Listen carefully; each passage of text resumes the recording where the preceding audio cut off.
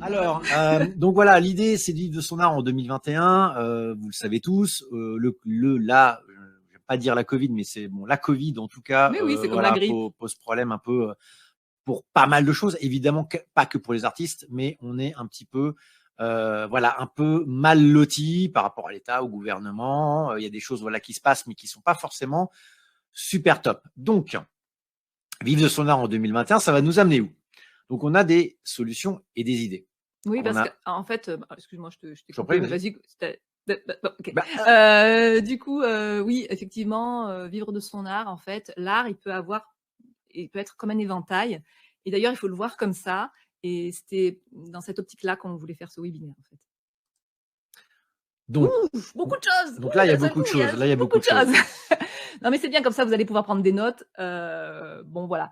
Donc, du coup, alors là, je fais juste une petite aparté sur le chat parce qu'on met toujours l'œil sur le chat. Donc, vraiment, depuis la lecture des guides, j'ai fait de vrais progrès. Et ben, Dani, ça me fait plaisir, vraiment. Enfin, ça nous fait plaisir à tous les deux. C'est super bien de pouvoir lire ce genre de commentaires. Bravo, bravo, merci beaucoup. Donc après là, ça commence à aller trop vite. Donc Isabelle, je viens de revenir, j'ai raté beaucoup de choses. Non, non, non, tu n'as rien raté. On faisait un petit peu la présentation au nouveau. C'est ça. Donc Bon, Elodie, pas très gentil quand même. T'as tout raté à Isabelle, alors qu'elle a rien raté quand même. Bon, non, mais abusé, c'est quoi. ça ce qu'on aime aussi sur le chat, c'est qu'en fait les gens, ils commencent à avoir des affinités. Enfin, ils commencent à se créer une sorte de connivence. Et ça, j'aime beaucoup quand il commence à y avoir un petit peu d'humour. Ça montre que les gens sont détendus. Et ça, j'aime bien. Voilà. Alors, pour vivre de son art. Alors, ce J'ai qu'on pas va vu faire, que le c'est qu'on... cahier en fait était de la même couleur que ton t-shirt. Oui, En fait. parce qu'en fait, je suis assortie au matériel. Voilà. Donc, vivre de son art, ce que je vais faire, c'est qu'on en fait un. Enfin, j'en fais un et t'en fais un. Là, Oui, bah oui. Après, on s'arrange voilà. comme ça. Hein. Après, tout le monde a vu, disons, les informations qu'on a nommées. On va en reparler. On va On va les on va un détailler. peu développer. En revanche, voilà, je pense que vous avez, on a tous des idées particulières. Vous avez tous des contraintes particulières aussi. Donc, n'hésitez pas à proposer des idées ou à donner vos bons plans parce que je pense qu'il y en a aussi. Oui, parce que ces idées proposées, ces inspirations proposées, ben, c'est pas définitif. Enfin, c'est pas comment dire. Il peut y avoir d'autres idées qui peuvent s'annoncer. Donc voilà. Donc, je vais commencer par la première solution quand on veut vivre de son art, ben, c'est de vendre des originaux. Donc, qu'est-ce que c'est un original? C'est une pièce unique réalisée à la main. Donc, ça peut être une peinture, mais ça peut être aussi un dessin, ça peut être une sculpture, ça peut être toute chose qui concerne en fait les arts plastiques. Ça peut être aussi, en fait, vous voyez un petit peu le genre de choses qui peuvent être réalisées à la main. Donc, dans vendre des originaux, on peut soit les vendre en direct et pour cela, on passe par une boutique en ligne qu'on a sur le site internet ou par les réseaux sociaux qui peuvent aussi être, qui sont l'équivalent d'une boutique et d'une vitrine. On peut passer aussi par une boutique réelle. Donc là, en ce moment, c'est un peu plus difficile. Les galeries d'art sont fermées. En tout cas, il y en a pas mal qui sont fermées. Il y en a pas mal aussi qui ont mis la clé sous la porte avec ces derniers mois. Donc, il y a aussi cette solution de vendre par le biais de quelqu'un, en fait, qui a un commerce, un local et qui, du coup, peut éventuellement vous représenter. Alors, pour une durée limitée ou pour une durée un peu plus ponctuelle, c'est-à-dire quelque chose de plus, de plus limité. On peut vendre aussi des originaux. Par quel biais, Gilles? Est-ce que tu as d'autres idées? Bon, en fait, je suis en train de me dire que si tu passes 10 minutes sur chaque C'est point, vrai. on n'a pas fini. D'accord. Bon. Parce que je pense que tout le monde va vouloir aller se coucher à un moment. C'est ça. Donc, bon, en fait, vous avez compris le truc. Ça peut être aussi par le biais d'un agent. Enfin, voilà, c'est vendre des originaux. Alors, pour les commandes personnalisées, alors déjà, oui, personnalisées. Donc, il y a des personnes, des artistes qui n'aiment pas les commandes. Pourquoi? Parce que c'est face à un client qui demande des trucs un peu particuliers, qui veut telle photo, qui veut tel truc.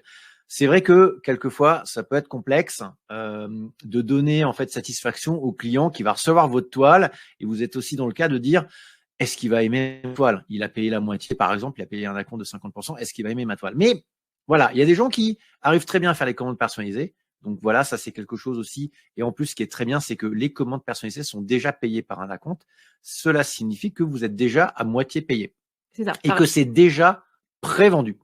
Contrairement aux ventes des originaux. Et contrairement aux ventes des originaux. Qui sont en fait des œuvres qui sont sur catalogue. C'est-à-dire que là, vous avez déjà créé l'œuvre, vous la mettez après dans une boutique, en ligne ou en présentiel, mais elle est déjà créée. Donc c'est vrai. Après, ça dépend. Les commandes personnalisées, si on vous les ramène parce que, par rapport à, voilà, ça ne plaît pas à la personne, C'est vrai que si c'est un chien, un chat, ça peut se revendre si vous faites évidemment des animaux ou des choses comme ça.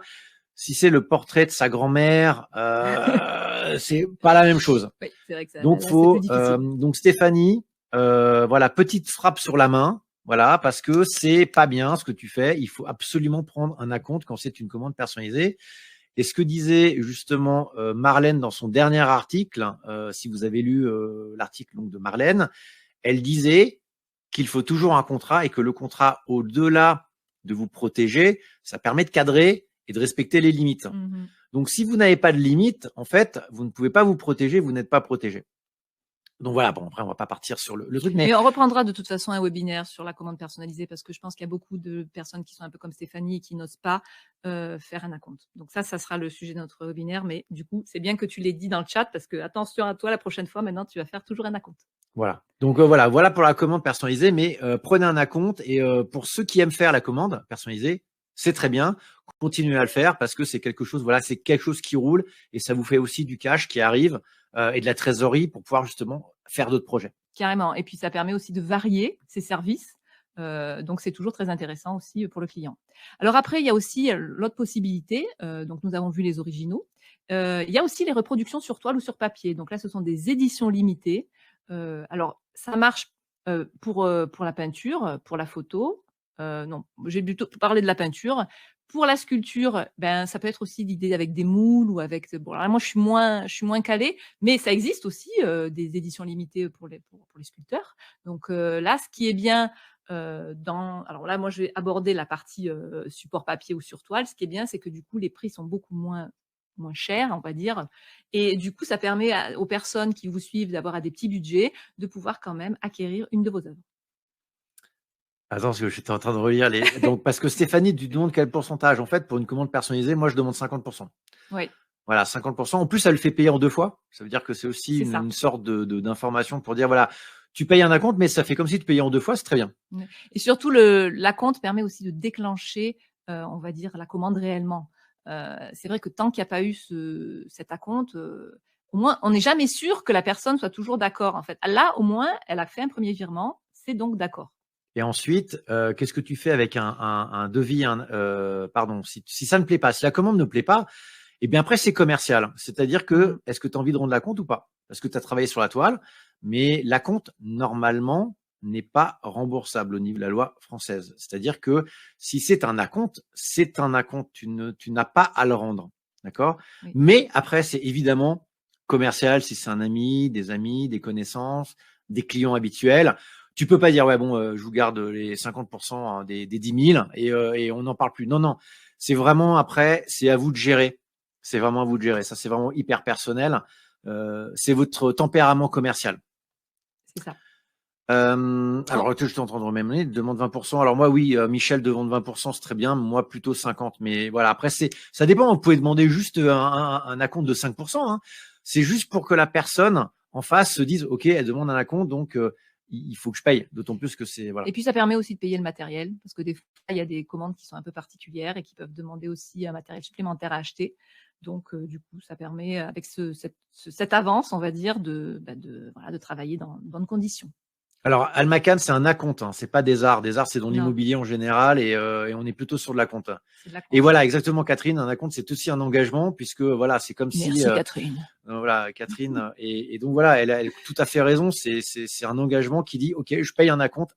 Donc ça peut être entre 5 et 100%. Vraiment, Oui, 100%, c'est pas mal déjà. voilà, vous Bon, faites ben, en fait, vraiment vous faites ce un que vous avancement, voulez. vous le payez complètement. Voilà. Alors, ensuite, Alors, donc toi, tu as parlé des reproductions, tu avais oui, fini. donc j'ai parlé des reproductions, mais sur toile et sur papier, qui sont un petit D'accord. peu les cousins des produits dérivés, on va dire.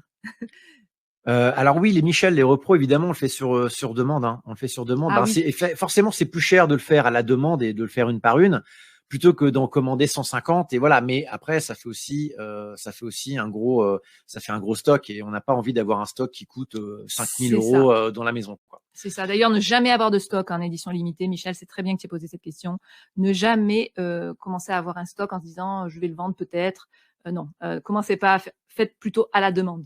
Voilà. Voilà. C'est Alors toujours, j'ai vu et qu'il y même avait, pour tous les produits dérivés, je pense que c'est mieux à la demande. j'ai vu Gaël qui demandait pour les repros, on a nous un très bon imprimeur. Donc ceux qui veulent bref, je vais faire comme la dernière fois. Ceux qui veulent l'imprimeur des reprographies, Qui travaille avec moi. qui travaille avec Émilie et avec moi, vous pouvez envoyer un petit mail à contact@emily.fr et moi je vous donnerai le nom et le contact, parce que je ne vais pas le donner comme ça intéresse des gens, mais pas tout le monde. Donc voilà. Très bien. Ensuite, donc tout ce qui est produit dérivé. Alors c'est quoi le produit dérivé? Un Est-ce qu'on produit peut faire dérivé, c'est un produit définition? dérivé de ton art. Donc c'est-à-dire, c'est sur quel support? En fait, ça peut être sur tout et n'importe quoi. Toi, tu as déjà, en fait, les produits dérivés. Alors moi, les produits dérivés, les reproductions, par exemple, sur toile et sur papier, ce sont aussi des produits dérivés, qui sont dérivés de votre art, mais qui ne sont pas des commandes, enfin, qui ne sont pas des œuvres originales. Mais les produits dérivés, ça peut être n'importe quoi, des tapis de souris, des mugs, de la papeterie, des t-shirts, des coussins, des rideaux, des tapis. Voilà, plein de choses. Donc ça, c'est très intéressant, mais en sachant que si vous passez, évidemment, vous allez avoir un coût d'achat. Un coût d'achat, même si vous le commandez un par un, vous allez avoir un coût d'achat. Et ensuite, derrière, il va falloir le vendre. Mais si vous, par exemple, achetez un mug à 10 balles, l'idée, c'est pas de le revendre 11. L'idée, c'est peut-être de le revendre 20, mais vous allez arriver aussi à peut-être un prix très élevé. Donc, c'est aussi de regarder un petit peu la marge que vous pouvez faire et puis aussi voir un peu la qualité. Et puis voir si c'est quelque chose qui vous intéresse, voilà, en termes de stockage, par exemple, ou de stock chez vous. Bon. Alors moi, je vous conseille pas trop d'avoir de stock, hein, franchement, c'est vraiment pas c'est galère en plus, ça s'abîme. Et surtout, alors après, vous avez des plateformes en fait qui proposent ce genre de choses comme Society6. Alors moi, j'ai pas les noms. Voilà, Society6, il y en a d'autres, hein, et c'est vrai que du coup, ils gèrent tout, ils gèrent la réalisation. Donc en fait, quand vous êtes sur cette plateforme, vous proposez des produits et après, c'est eux qui fabriquent. Mais bien sûr, ils prennent une commission au passage et bon, voilà. Donc après, moi, je suis pas forcément fan des produits dérivés parce que ça part dans tous les sens. Et est-ce que après ça reste de l'art quelque part? Je sais pas. J'ai un peu de mal avec ça. Je trouve des fois qu'on part un peu dans la gadgetisation. Donc moi, je serais plutôt de l'avis de dire attention. Veillez quand même à bien faire une stratégie dans les produits dérivés. Ne partez pas dans tous les sens. Ne commencez pas à faire des produits dérivés qui s'éloignent de plus en plus de votre art. Redbubble fait ça, oui, très bien. Mais Arto dit qu'il veut que tu répètes là le Society6 parce qu'il a compris. Donc faut lui répéter. Society6. Voilà. Et t'as vu, j'ai un peu progressé en anglais, donc je suis contente.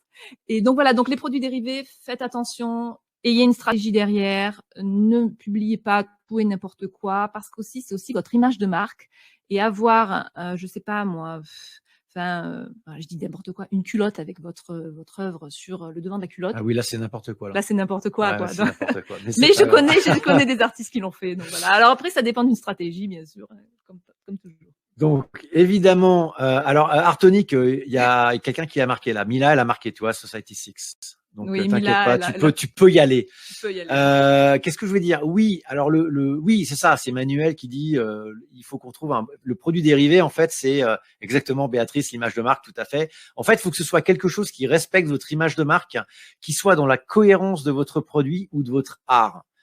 Après, je vois pas vraiment quelqu'un, en tant qu'artiste peintre, de faire des mugs, parce que, le produit dérivé en général, le problème c'est que c'est du coût. Ouais. C'est-à-dire que vous allez acheter, vous allez apposer votre image, et le problème c'est que vous allez percevoir vraiment rien. 1%, 2%, 10%. C'est vraiment très peu. C'est pas très intéressant. Et là, j'avais une question de l'URSSAF. Oui, vous ne pouvez pas vendre de toute façon de produits dérivés avec l'URSSAF et avec votre statut MDA. Ah, dommage.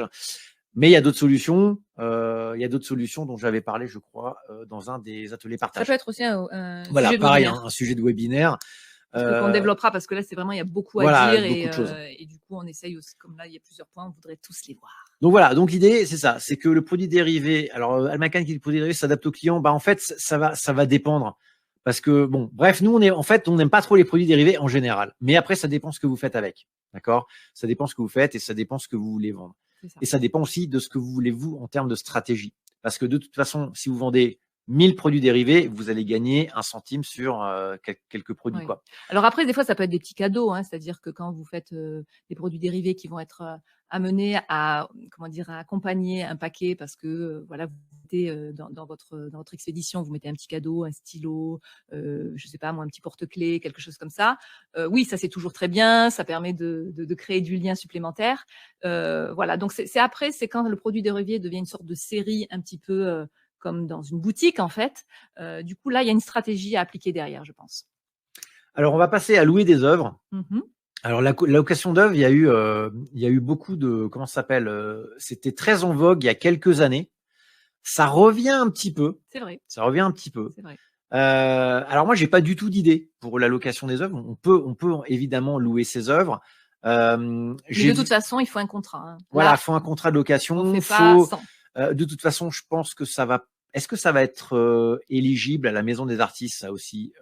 Oui, normalement, oui, ça devrait l'être. De toute façon, après ça, vous pouvez le faire passer en cas de contrôle en disant voilà, je loue l'étoile. C'est de toute façon de la rémunération de droit d'auteur, Et hein. puis c'est une pièce unique. Et c'est une pièce unique, donc il Donc y a là, toujours possibilité de la faire passer là-dedans, même si c'est noté enfin même si c'est pas noté spécifiquement, il y a toujours moyen un peu d'expliquer. Donc j'ai pas vraiment de tips là-dessus, de trucs et astuces pour louer des œuvres. Je pense que certains le font, mais après c'est trouver le juste milieu entre la location et le prix de vente, et aussi les pertes que vous pourriez avoir par une griffure, une rayure, une casse. c'est ça. Donc, ça protégé par l'assurance. Donc là, il faut une assurance et en plus, c'est un peu comme une exposition en fait chez un particulier ou chez un privé parce que ça peut être aussi louer des œuvres pour un cabinet, par exemple, médical. Donc du coup, là, il faut vraiment être bien cadré. Et c'est à vous de le faire parce que c'est pas le local ou la personne en face de vous qui va penser à tout ça. Donc là aussi, je pense que en fait, tous ces points-là, ça peut faire aussi des webinaires, hein. Ouais, Chaque ouais, ouais. point peut faire un webinaire complet.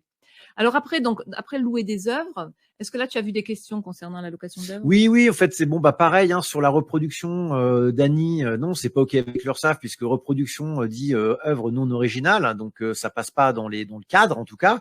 Après, si tu en vends une sur 10 années, je veux dire, ils vont pas venir te voir pour te chauffer pour 100 balles. Mais ce que je veux dire, c'est voilà, c'est l'idée, c'est que normalement, ça ne passe pas par la maison des artistes ou en tout cas d'artistes-auteurs. Alors oui, il y a beaucoup d'artothèques, mais c'est ça en fait la problématique, c'est que ça passe d'un logement à un autre, et souvent Il y a de la manipulation, il y a de la forcément. manipulation, et c'est un petit peu comme par exemple il y a dropshipping, c'est-à-dire que c'est très en vogue aujourd'hui faire du dropshipping, donc renseignez-vous éventuellement si vous connaissez pas. En gros, l'idée c'est quoi? C'est que quand vous achetez par exemple à Maison du Monde, vous allez acheter, vous récupérez votre colis directement du magasin chez vous. Mais quand vous allez sur un site en ligne comme Amazon, ça va passer de différents fournisseurs à tout le monde. Ça va être transporté à droite, à gauche et revenir chez vous. Et il y aura eu 30, 40 manipulations. Donc, on est à peu près pareil.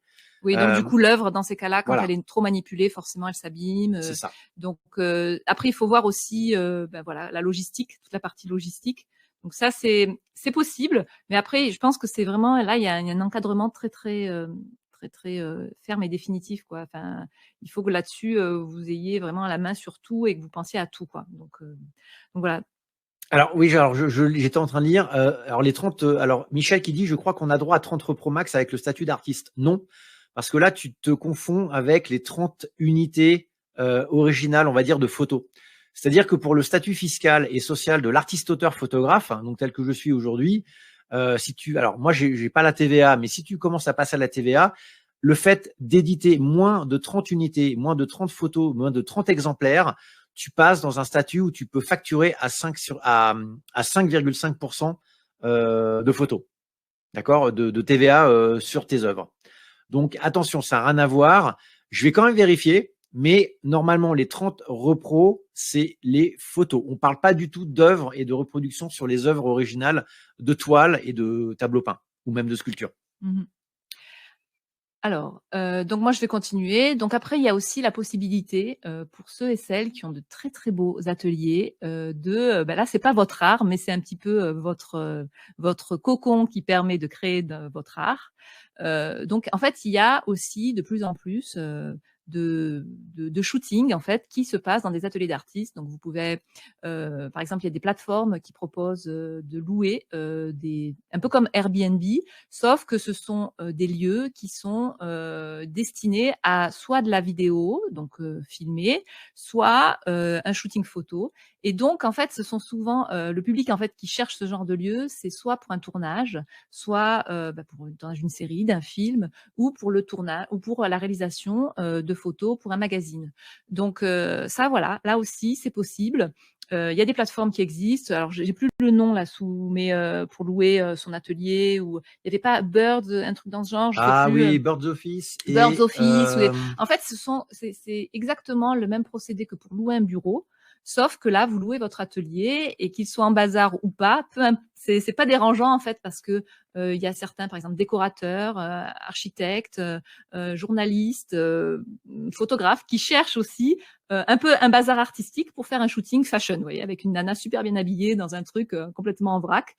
Donc voilà, donc ça aussi c'est possible, et à la journée c'est assez, on gagne assez bien quand même, donc c'est bon à savoir. Voilà, après c'est vous qui fixez les prix, c'est vous qui proposez des prestations supplémentaires. Enfin voilà, ça peut être loué pour pas mal de choses, hein, pour comment dire, pour la partie réunion, meeting, conférence, voilà, il y a pas mal de choses. Oui, après oui, il y a aussi ces possibilités-là, mais c'est vrai que moi j'avais pensé plutôt à la photo ou à la vidéo, mais c'est vrai que ça va être possible. Alors j'interviens sur Yaya Peinture, la réforme du statut d'auteur. Oui, ils ont fait des choses en 2020, donc 2021 même, parce que ça n'a pas changé en 2020, ça a changé au 1er janvier 2021. Alors moi j'ai compris que l'artiste-auteur, oui, l'auto-édition en termes de livres, d'accord, puisque souvent quelques-uns éditent des livres en auto-édition, mais au niveau de la reproduction de l'œuvre originale en édition limitée, je suis pas sûr. Mais Yaya, je vais vérifier pour Dany, pour Stéphanie et pour les autres. Je vais vérifier ça, je vais le noter, on le note dans la tête. Oui, Et on vérifiera, parce que pour moi, la partie édition limitée, oui, normalement, ça aurait dû changer, mais il y a des choses qui n'ont pas été faites. Compte tenu voilà, de la complexité du statut d'artiste-auteur et de l'État et du gouvernement et des multiples syndicats à travers tout ça. Donc, je vais vérifier. Voilà. Et donc, pour répondre à Isabelle, quelle plateforme? En fait, nous, on connaissait Birds Office. Il y en a d'autres.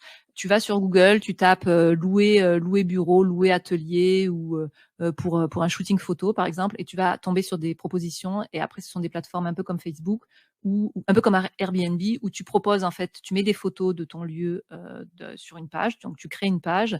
Tu mets après tous les détails. Tu mets le prix à la journée ou à l'heure. Voilà. Donc, ça, c'est tout bien expliqué. Après, tout est détaillé dans chaque plateforme. Alors après, donc on peut passer sur voilà de la proposition d'ateliers en ligne ou même d'ateliers en présentiel, même si c'est un peu moins le cas en ce moment, mais il y a quand même voilà des possibilités pour faire des choses en présentiel, mais limitées évidemment. Mais vous pouvez voilà faire des ateliers alors de peinture, des ateliers sur la partie calligraphie, sur la partie comment gérer la peinture acrylique. Il y a beaucoup de choses, il y a beaucoup de choses possibles en fonction de ce que vous avez aussi envie de transmettre. Parce qu'aujourd'hui, l'atelier, ça va vous permettre, vous êtes déjà dans une réflexion artistique et une inspiration artistique. C'est aussi ce que vous avez envie de proposer à des personnes qui vous ressemblent ou qui seraient intéressées par ce que vous faites, mais dans un cadre où vous présentez vos valeurs. Voilà, en gros, l'idée, c'est vraiment de mettre en place ces valeurs et de faire un atelier et une présentation de ce que vous voulez avec vos valeurs, Après, c'est aussi être à l'aise avec l'enseignement, parce que c'est quand même, voilà, avoir une pédagogie derrière, être à l'aise avec le public. Donc ça, après, c'est un choix. Là, la liste qu'on vous a donnée, en fait, c'est pour que vous puissiez piocher dedans en fonction aussi de vos capacités, de vos envies. Et donc, c'est pour ça qu'on a prévu plusieurs choix. Voilà, donc Gaël, tu vois, parfait. Voilà, des choses en présentiel parce que les gens ont envie de se retrouver. Et je pense que les métiers artistiques en général, hein, qu'on soit illustrateur, peintre, c'est autre chose. En fait, ça nous laisse oublier toute l'amorosité ambiante. Et puis on décharge son cerveau quand on peint. Et on parle d'autre chose et on fait d'autres choses. Donc là, c'est très bien. En fait, c'est une sorte d'art-thérapie quasiment. C'est pas un peu de la thérapie par l'art. On est dans un cadre aujourd'hui des contraintes sanitaires, des contraintes blablabla. L'idée, c'est qu'on souffle justement, on lâche prise, et on fait autre chose. Donc ça, c'est génial. Donc très bien, Gaël, on est fiers de toi. Yes. Alors, publier un livre, oui, alors publier un livre, ça peut être, différents types de livres. Alors, vous pouvez publier un livre sur votre art, donc qui reprend un peu, les dernières collections ou les 2 dernières années, en règle générale, moi, quand je fais un livre d'art, et donc qui concerne mes tableaux, je vais récupérer les 2 dernières années, en fait, parce que c'est vrai que j'aime pas tout mélanger. C'est un peu comme le portfolio, il faut aussi sélectionner. Donc ça, c'est important aussi à prendre conscience de ça. Après, vous pouvez aussi publier un livre sur, plutôt de l'écrit, où là, vous racontez soit, votre vie d'artiste, soit, peut-être, des conseils qui comme moi je fais, pour d'autres artistes. Ça peut être aussi, publier un livre, comme fait, Marie Boudon, par exemple, où elle propose des tutoriels un petit peu, dans son livre, qui peuvent être repris donc par les personnes, par les lecteurs, en fait. Donc ça, c'est toujours très intéressant, c'est très enrichissant. Ok. J'étais en train de lire le mail de Michel. Je ne me sens pas pédagogue. Bah, est-ce que tu crois que moi je le suis? Pas Mmh. forcément, hein, mais Ça s'apprend. ouais, ça s'apprend pas Et puis tu forcément. sais et puis tu Mais sais quand on après, est c'est chacun son passionné. caractère, chacun son tempérament. Voilà, c'est. Tu sais, moi j'ai rencontré des formateurs et des formatrices. Alors je ne sais pas ce que tu veux dire. Je me sens pas pédagogue, mais voilà, il y a des formateurs, des formatrices. Bon bah, je sais pas pourquoi elles ont choisi ce métier. Donc non, t'inquiète pas. De toute façon, la pédagogie c'est pas le problème. En fait, c'est ce que toi tu as envie de faire ressentir aux autres par rapport à ton métier artistique et à tes dessins et à ta sculpture et à tes peintures. Donc c'est vraiment rien de. Enfin, voilà, il n'y a pas de pédagogie, c'est juste par rapport à ton cœur et ce que tu as envie de faire, Oh, de transmettre. c'est ça. Et j'ai envie de reprendre la citation d'une grande philosophe, Gaëlle Bell, qui dit La meilleure formation, c'est de se lancer. Je crois qu'elle a tout dit. Exactement, exactement. Alors, on en était aux plateformes de soutien. Alors, est-ce que tu peux parler un petit peu de ça? Alors, oui, alors plateforme de soutien. Donc, en gros, plateforme de soutien, alors là, on a Utip qui est français. Mais moi, je parlerais plutôt de Patreon et de Tipeee parce que Utip, Tipeee, c'est français aussi, hein? Oui, non, mais je sais, mais ce que je veux dire, c'est que Utip, c'est différent. Oui. Donc moi, plateforme de soutien, je vais plutôt, en fait, c'est Patreon et Tipeee sont des plateformes dans lesquelles vous avez un patron. En gros, c'est quoi? Vous allez proposer un projet. Enfin, vous allez déjà vous inscrire sur le site Tipeee ou Patreon. Donc Patreon, c'est en anglais, c'est un site Patreon. Je le dis pour américain, partenir. Patreon. Patreon. Et ensuite Tipeee qui est français. En gros, c'est quoi l'idée? Vous allez créer votre compte. Et ensuite, vous allez proposer un peu à la manière, et on va le voir après, de financement participatif. L'idée, c'est quoi? C'est de proposer des projets et de dire ce que vous faites et de mettre des objectifs sur l'année ou sur le mois parce que des gens vont pouvoir, on va dire, vous incentiver, savoir pouvoir Oula. vous motiver Ah oui, je préfère. en vous donnant en fait des montants d'argent. C'est-à-dire que vous, par exemple, vous allez vous dire, voilà, moi j'ai un projet, j'ai envie de faire ça et j'ai besoin de 2 000 $. Et bien dans ce cas-là, vous allez pouvoir peut-être, avec votre projet, si ça plaît à des gens, les gens vont peut-être vouloir vous donner peut-être 20 $ par mois parce qu'ils apprécient votre projet, ils apprécient ce que vous faites. Donc vous allez Et en faire, contrepartie, et en vous contrepartie, leur proposez aussi des un choses. service, C'est des ça. choses. C'est-à-dire que en fait, si vous avez déjà un peu, si vous êtes un peu allé sur Patreon, par exemple, c'est divisé en plusieurs services que l'artiste propose. Alors il va dire: «Ben voilà, c'est une vidéo sur comment vivre de son art, une vidéo de 10 minutes qui coûte, je sais pas moi, 15 $ ou 10 $ ou 5 $ et après en fonction des différents, services qu'il propose, ça va du petit service jusqu'au gros service et tous ces services-là ont un prix et donc en fait, les personnes, elles, Elles investissent elles sur vous en fait, investissent sur et elles donnent en fonction de ce qu'elles enfin, de ce elles qu'elles de veulent. ce qu'elles veulent et ça va être chaque fois tous les mois, en fait, ça va être, elles vont Bah, donner tous les mois. en gros, par exemple, si moi je donne 50 $ à quelqu'un, par exemple à une artiste peintre, je sais pas moi, je sais pas d'où, enfin bon, des US par exemple, eh bien moi pour 50 $, eh bien peut-être qu'elle fait une vidéo en visioconférence avec moi pendant une demi-heure, une fois par an, par exemple. Elle va aussi peut-être m'envoyer un petit cadeau, une petite affiche. Elle va aussi peut-être, Me euh, proposer, par exemple, des fiches, sur, des conseils, pour se développer artistiquement, des choses comme ça. Donc c'est vraiment, en fait, c'est comme si on donnait un pourboire par mois à la personne, en gros, et qu'on l'a payé par mois pour qu'on puisse, nous, accéder à des services de ce côté-là. Enfin, en tout cas, la personne qui est de l'autre côté, qui n'est pas artiste, elle veut accéder à des services particuliers. Alors, est-ce que c'est clair? Est-ce que c'est clair pour tout le monde? Bah en fait, Laura, par exemple, sur Patreon, si tu n'es pas inscrite, il faut te créer une communauté. Mais ce qui est bien, c'est que tu as déjà une communauté Patreon et en fait, c'est comme un peu Facebook, c'est comme un peu, tu peux être trouvé par l'intermédiaire de la recherche, si tu fais quelque chose de cohérent, de pertinent par rapport à ce qu'attendent certaines personnes. Donc voilà, c'est un peu… Alors après, Laura, si tu es très à l'aise avec l'anglais, oui, Patreon est très, très bien parce qu'il va falloir parler anglais, il va falloir écrire en anglais. Donc moi, tu vois, par exemple, Patreon, j'ai jamais tenté parce que je suis pas assez suffisamment à l'aise en anglais. Donc moi, ce que je te conseille, c'est plutôt Tipeee avec 3 E, qui est en fait une plateforme française, même si son nom est un peu, semble un peu anglais. Là, du coup, tu peux t'exprimer en français et la plateforme est assez belle. Il y a des gens un peu célèbres qui sont, par exemple, je ne sais pas si vous connaissez et tout le monde s'en fout, qui est en fait une web série sur YouTube où le gars explique un petit peu des faits de société ou des concepts philosophiques à travers la vidéo. Et c'est assez humoristique. J'aime bien aussi l'ambiance qu'il y a. Donc, par exemple, et tout le monde s'en fout, sont sur Tipeee. Il y a des comiques aussi, des nouvelles générations de comiques qui sont sur Tipeee. Parce qu'en fait, Tipeee, c'est vraiment tous les arts confondus. Donc, vous avez l'art du spectacle, mais les arts vivants et les arts plastiques. Voilà, vous pouvez… n'hésitez pas à y aller et puis à jeter un œil, vous verrez, c'est très Voilà, enrichissant. lisez. Et après, oui, il vous faut évidemment une communauté donc au début, mais vous allez la créer par rapport à ce que vous allez proposer. Et ensuite, c'est vous qui proposez les éléments une sorte de rémunération par rapport au montant qui vous paye. C'est ça. Et surtout, la communauté, elle va venir d'Instagram. Là, si vous avez un Instagram, elle va venir de Facebook, si vous avez un Facebook. Donc, en fait, vous allez un peu faire basculer votre communauté d'une plateforme à une autre, parce que du coup, le fait qu'elle puisse aussi accéder à des services que vous proposez, il n'y a que sur Tipeee que ça peut se faire. Ça peut pas se faire sur Instagram, ça peut pas se faire sur Facebook. Donc, du coup, si vous allez aussi récupérer si vous communiquez sur les autres plateformes en disant je suis sur Tipeee, voilà. Ça peut se faire. Alors, Utip, vite fait, parce que le temps passe. Utip, c'est plutôt du pourboire. On donne un pourboire aux artistes en fonction de ce qu'ils ont créé, de ce qu'ils ont fait. Ça aussi, c'est une plateforme française.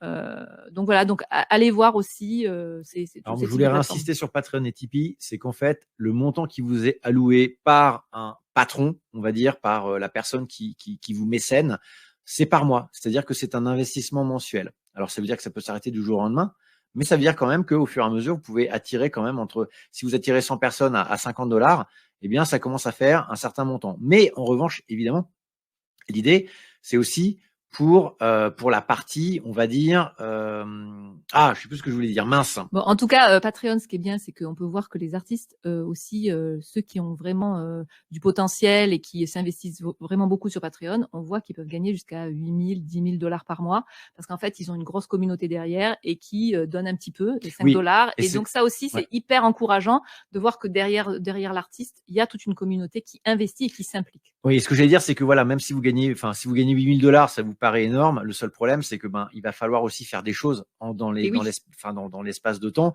pour dire voilà, moi j'ai 8 000 $, mais il va falloir que je produise des vidéos, il va falloir que je fasse des expositions, il va falloir que peut-être que j'envoie à mes 100 mécènes une photo de moi ou un petit tableau, ou une petite photo, une petite réalisation. Donc voilà, c'est des choses comme ça.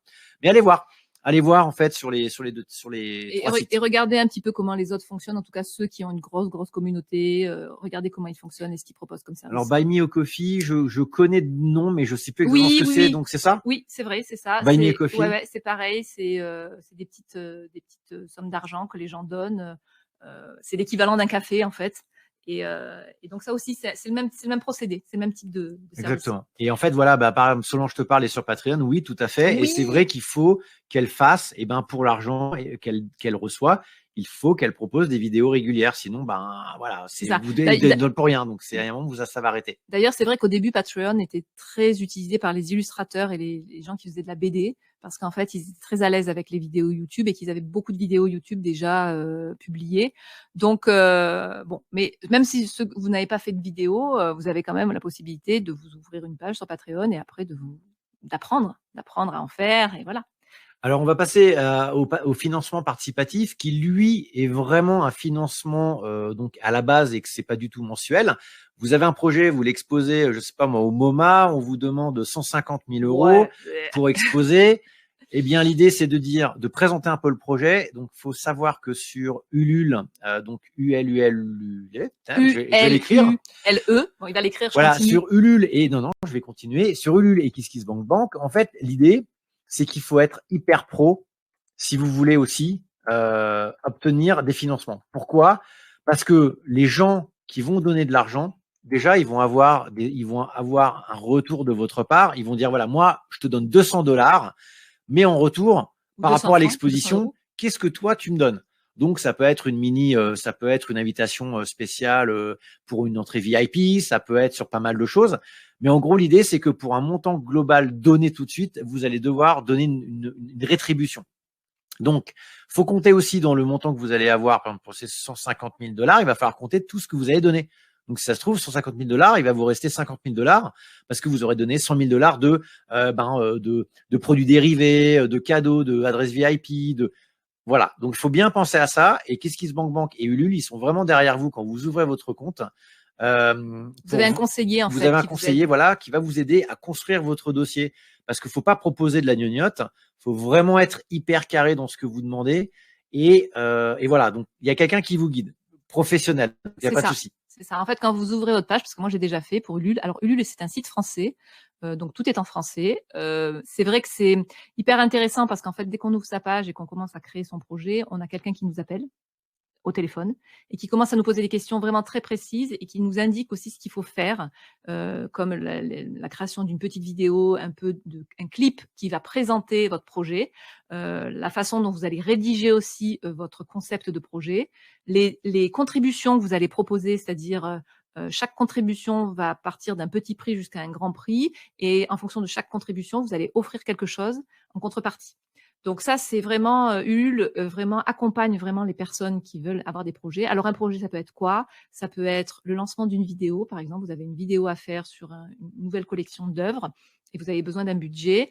Vous pouvez proposer. Alors ça peut être, c'est pas obligé d'avoir des 150 000. Hein, vous pouvez aussi estimer que vous avez besoin juste de 8 000 € ou de 5 000 €. En fait, faut partir sur un budget qui est atteignable avec votre réseau. C'est ça. Parce que 1 000 €, ça peut être facilement atteignable, 2 000 jusqu'à à peu près 5 000, mais ça dépend aussi de votre réseau. Mais voilà, mais c'est vrai que en fait, il faut vraiment suivre les conseils de la personne qui vous appelle par rapport à ça. Donc après, Laura, oui. Excuse-moi, Laura qui marquait qu'elle marchait que comme ça, donc j'ai pas compris. C'est-à-dire que je crois qu'elle parlait de Patreon. Patreon, ou tu parles de financement participatif? Bon, bref, elle nous dira ça. Donc, du coup, tu nous dis. Voilà. Ensuite, sur la partie Art3F qui fait soutien ton artiste, bah, ils sont pas bêtes. Oui, tu soutiens ton artiste et c'est réinvesti directement dans leur salon. Donc, voilà. Après, c'est du mécénat, c'est des choses qui peuvent, voilà. Mais après, c'est vraiment toi qui vas décider, Béatrice, si c'est quelque chose qui est correct ou pas. Bon, moi, je sais pas, je connais pas et je me suis pas intéressé. Mais voilà, c'est en fonction de toi. Est-ce que ça t'intéresse de faire ça ou est-ce que ça t'intéresse pas? Après, c'est une question de décision. Il n'y a jamais de mauvaise ou de bonne réponse, hein, comme je le dis dans le bootcamp. Donc voilà, c'est par rapport à votre intuition, c'est par rapport aussi à vos valeurs. C'est ça. Alors, on en est où? Alors, donc après, on a aux interventions publiques. Alors, qu'est-ce que c'est une intervention publique? C'est en fait quand vous faites des ateliers en public, soit dans un magasin, par exemple, vous vous présentez. Alors, je sais qu'à un moment donné, avec le pouring, avec la peinture fluide, c'était très tendance. Les artistes qui pratiquaient cet art pouvaient faire des démonstrations en public dans un magasin. Donc, du coup, ils touchaient une commission où ils étaient payés à la journée ou à l'heure. Enfin, ça dépend après de la formule que vous proposez. Ça peut être aussi des interventions publiques pour des lancements, on va dire, de marques. Par exemple, vous êtes contacté par une marque qui vous dit, ben voilà, nous allons lancer un nouveau produit avec tel parfum ou telle marque. Et nous avons besoin d'un artiste qui va faire une performance pendant la soirée, soit un happening, c'est-à-dire il va créer au cours de la soirée une œuvre sur place, soit il va faire des illustrations et les dédicacer pour les invités. Donc ça, c'est rémunéré aussi, ce sont des interventions publiques et c'est en fonction, voilà, des contacts que vous pouvez avoir, des collaborations aussi qui peuvent être réalisées lors de ces échanges professionnels. Donc ça, c'est tout à fait possible de vendre son art ou en tout cas sa façon de faire dans des lieux publics, ou privés. Voilà, ça c'était aussi une solution. Voilà, alors je vais faire mon méchant Gilou. Pour ceux qui vont m'écrire sur contact@emily.fr, je vais exactement faire comme la dernière fois. N'oubliez pas de me dire bonjour, n'oubliez pas de me dire merci, n'oubliez pas de me dire au revoir et surtout ne faites pas de faute d'orthographe. Voilà, c'est juste ce que j'ai à demander. Donc ceux qui ont déjà envoyé, tant pis pour eux. Non, mais je rigole parce que la Non. dernière fois, c'est pareil. Tout le monde était là en train de dire, ouais, je crois que j'ai pas dit bonjour. Donc, ouais, ne vous inquiétez pas, Non. c'était marrant. Non, mais en plus, comme on a échangé avant avec vous, on sait qui vous êtes. C'est vrai que quand on reçoit des messages, par exemple, dans la semaine, et puis qu'on ne sait pas qui c'est, et puis qui nous demande juste, au fait, comment on fait pour démarcher les galeries? Et nous, on est là, on fait, oui, c'est qui? On ne connaît pas le mail, on ne connaît pas tout ça. Bon, bref. Donc voilà, c'était juste la petite parenthèse. Alors après, donc animer un Alors, week-end ou des journées formation et d'ateliers. c'est ça. Moi, je suis à fond. Moi, je suis à fond. Animer un week-end, mais ce sera à Bali. Donc voilà. Donc Oui, on vous l'a pas dit, mais en fait, on est en train d'organiser un super séminaire de 6 mois à Bali et pour on vous, vous hein. emmène. Et on vous emmène évidemment. Donc Prévoyez le maillot et la serviette de c'est toilette. ça. Non, animer un week-end où j'ai une formation, c'est très bien parce que ça, c'est quelque chose qu'on peut parler. On peut parler alors ça peut être, alors non, parce que résidence, c'est derrière. En gros, c'est un week-end qui va vous permettre, par exemple, un atelier où vous allez pouvoir parler de peinture, vous allez pouvoir parler à des gens que vous allez inviter pendant un week-end. Enfin, après, c'est une sorte de mini séminaire, mais ça, c'est pareil. C'est si vous avez l'envie, la motivation de pouvoir expliquer ce que vous faites à des gens. Donc, ça peut être une dizaine, une quinzaine, une vingtaine de personnes. C'est un peu comme les retraites yoga, vous voyez, où on part dans un pays, voilà, et là, on est Ou juste dans la campagne. juste dans la campagne pendant un week-end ou pendant une semaine, et on est là, on ne fait que du yoga. Alors nous, on n'est pas du tout yogistes, hein, donc il n'y a pas de souci. Mais ce que je veux dire, c'est que voilà, c'est par rapport à ça, ça peut être bien. Alors ça peut être voilà, exactement un type de stage. C'est Donc, ça. Un stage, mais une ça, c'est l'idée formation. de vous en tant qu'organisateur ou C'est vous, ouais, c'est vous organisatrice. qui animez, là, Voilà. pour le coup. Donc l'idée, c'est aussi de vérifier ce que vous pouvez apporter, parce qu'un week-end, c'est long quand même. Ciao, ciao, Emmanuel, bye bye. Bisous, bisous. Excuse-moi d'avoir coupé. Et ensuite, par rapport aux journées, voilà, des journées formation, des ateliers, ça peut être un week-end ou une journée simplement. Ça dépend de ce que vous faites vous, et ça dépend de ce que vous avez envie de partager. C'est ça. Donc oui, je reviens à l'échange entre Michel et Valérie qui parlaient en fait concernant les interventions publiques. Oui, il y a Cultura et je sais qu'il y a Zodio aussi qui fait ça. Il y a aussi peut-être d'autres, hein, loisirs et création, peut-être aussi pas Passage Clouté, mais comment c'était Marin? Non, pas Marin, mais qui est à Paris et qui est Fille du Calvaire. Je ne sais pas si vous voyez. Ah oui, Rougier et Play. Rougier et Play, qui propose aussi ce genre. C'est moi le peintre ou quoi? Ouais, mais en fait, comme j'habite plus Paris, j'ai perdu le mot. Donc voilà, Rougier et Play qui propose. Et je sais que le BHV en propose aussi à Paris beaucoup. Donc voilà, il faut juste se renseigner auprès de ces enseignes pour voir s'ils le font toujours, parce que maintenant avec Covid, c'est peut-être plus compliqué. Donc à voir, à vérifier. Alors participer à une résidence d'artiste aussi. Oui. Donc ça veut dire dans l'état actuel, la culture propose des subventions pour des résidences d'artistes, donc avec un certain montant pour être pendant un certain temps. Donc ça peut être un week-end, une semaine, 3 mois. Donc ça, c'est participer. Souvent plusieurs semaines. Voilà, plusieurs semaines. Résidence d'artistes, voilà, pour échanger avec d'autres artistes, enfin voilà, ce genre de choses. Et l'artiste est rémunéré tous les mois. Oui, alors oui, c'était plusieurs mois. Alors en fait, c'était la partie subvention que je disais avant. Voilà. Oui, vous êtes rémunéré par la subvention. C'est ça. Ensuite. Et donc vous devez créer sur place. Oui. Et vous devez faire peut-être une expo à la fin de la résidence. Vous allez peut-être aussi échanger avec d'autres artistes qui vont être aussi invités à cette résidence, ou en tout cas qui ont été sélectionnés pour cette résidence. Donc peut-être créer aussi une œuvre collective. Enfin, il y a plusieurs possibilités dans la résidence, mais ça, de toute façon, c'est bien expliqué quand vous intégrez une résidence, tout est expliqué. Gaëlle, en fait, elle me dit on pourrait faire un atelier peinture et dégustation de vin, mais avec grand plaisir. Mais en fait, oui, et on amène le fromage, nous qui venons du Cantal. C'est ça. Mais Gaëlle, c'est pas une région à vin, ta région aussi. Moi, je me souviens plus. Ah bah si, c'est Reims, hein, c'est ça, c'est du côté. Bon bref, tu me diras. Mais oui, elle va nous amener du vin, du champagne. Enfin, nous on est plutôt champagne. Nous ramène le reste. Et pour Emmanuel, évidemment, nous on va passer au Québec dès qu'on peut en fait, parce qu'on doit voir nos amis là-bas, on doit voir pas mal de monde. Donc bien sûr qu'on préviendra. Parce que on a envie de voir du monde et c'est un peu l'idée. Alors devenir ambassadeur d'une marque ou ambassadrice d'une marque Beaux-Arts, donc là voilà, c'est simple, hein, faudra aller, vous pouvez le devenir en faisant des commentaires réguliers, en faisant des articles, des posts, en utilisant évidemment la marque comme j'allais dire influenceur, mais c'est un peu l'idée, mais on préfère le terme ambassadeur, nous, hein, ambassadeur ou ambassadrice. Alors, tu sais la différence entre un ambassadeur et un influenceur? Non, mais tu vas me le dire. Je vais te le dire. Alors, en fait, un ambassadeur, à la base, c'est déjà un client d'une marque. Donc, du coup, il utilise déjà dans un premier temps cette marque, il la connaît bien. Et c'est vrai que le fait qu'il a un coup de cœur pour cette marque, il va en parler soit sur son blog, soit sur ses réseaux sociaux. Et quand on parle sur ses réseaux sociaux, il tague la marque en question. Et donc, c'est vrai que Contrairement à l'influenceur qui finalement, lui, on lui donne des produits et puis il les met en avant, sur ses réseaux sociaux. L'ambassadeur, lui, il connaît bien son produit, il l'a déjà décortiqué plusieurs fois, il a déjà travaillé avec, donc il y a une sorte de plutôt d'authenticité, de véracité derrière. Ce n'est pas juste un peintre qui est, juste là pour faire de la publicité. Il est aussi là pour échanger sur un produit qui, pour lui, est de qualité et qu'il a envie de partager avec une communauté. Donc moi, ce que j'aime, c'est plutôt l'ambassadeur que l'influenceur, parce qu'en plus l'influenceur, il vend n'importe quoi, hein, donc il va passer du pinceau, à l'aspirateur. Moi, l'ambassadeur d'une marque Beaux-Arts va rester que Beaux-Arts, il va rester que sur ses chouchous. Moi, par exemple, je suis ambassadrice de plusieurs marques, mais je ne parle pas des marques qui ne me correspondent pas parce que même si elles me contactent et qu'elles me disent: «Au fait, tu peux pas faire un article sur moi?»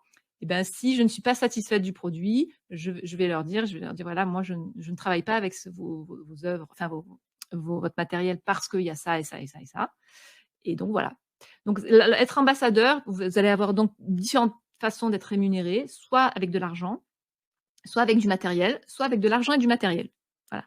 Donc il y a ces Différentes possibilités. différentes possibilités et donc ça, c'est toujours bien parce que quand on se lance, le matériel a quand même un coût, hein, vous êtes au courant comme moi et donc c'est vrai que d'être aidé par Sennelier, par Liquitex ou par Golden, ça peut être, un bon moyen d'avoir, du matériel pour pas cher et si en plus on apprécie le matériel, voilà, ça fait on boucle la boucle. Donc devenir ambassadeur d'une marque Beaux-Arts, ça aussi, ça permet d'avoir d'être rémunéré et en plus, là, vous l'utilisez, vous le réintégrez dans votre art. C'est ça.